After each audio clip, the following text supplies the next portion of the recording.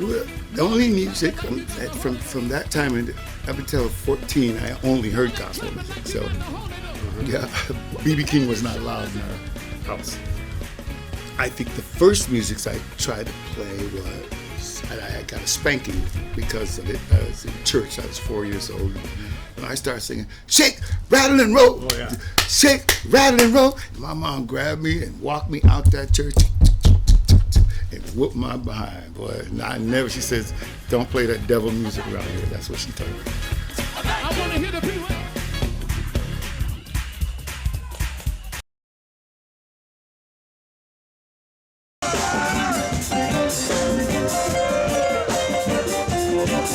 So when we would go to Jamaica as youngsters, I would learn how reggae is supposed to be played. And then sometimes we just weren't that very good at musicians. We learned what we could, and by the time we got back to the United States, this is how our reggae would sound. And we learned how to play the dub style, the truth. You know?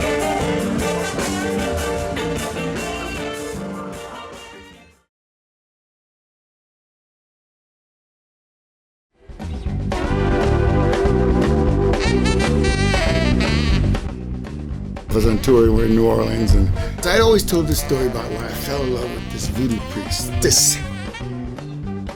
and so this is kind of my first experience of a Zydeco. So I didn't know that I knew Zydeco. I didn't know it until I was there that I could start talking like this. And then your voice, all of a sudden your body collects this data, and it just goes in your voice. Your accent changes a little bit, you know what I mean? It's like you get Jamaican patois mixed with play trade in New Orleans, the French and so on and so forth and so forth. Then when we were in New Orleans, and somehow I got disappeared. I don't know, but I did. I got disappeared. And like an alien, they picked me up, and this woman took me, and boy, I said, wow. Black, beautiful woman. She's so beautiful. I never seen nothing like this. Like, this can't be even real. I must be sleeping or in a coma or something. But I'm young, so I'm still strong and virile. So I hung out, and she cooked some food and some soup. And now she's still got the voodoo in me, apparently. But that's how it started. New Orleans, a voodoo priest. Just badass black woman.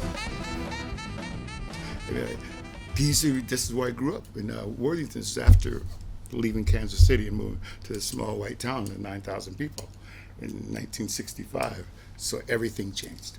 So then I was influenced by Led Zeppelin.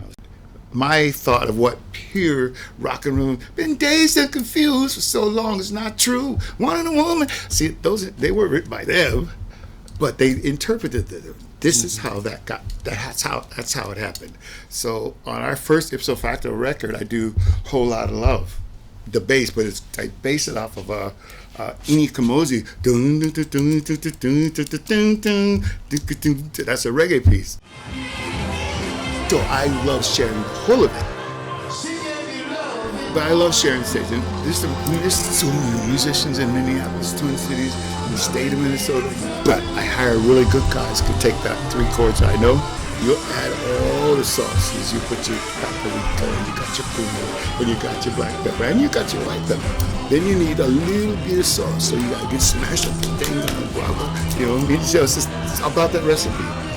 But that's why I like sharing food and music. I've been digging a dip, trying to find my way home.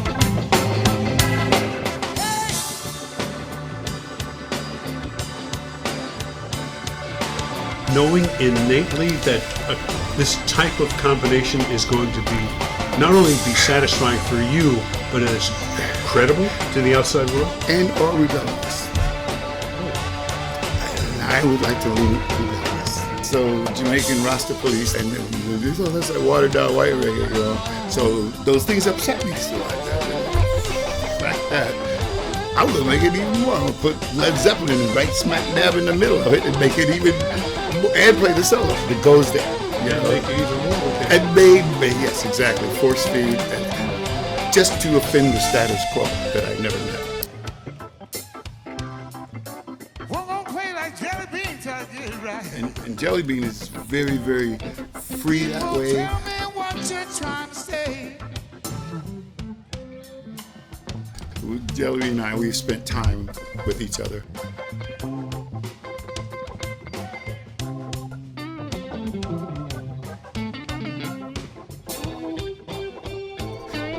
It's like for me, it's like, I can play some guitar, I can play some bass, I play some keyboards, I can sing some, but I'm not really good at anything. I'm really, really good at people.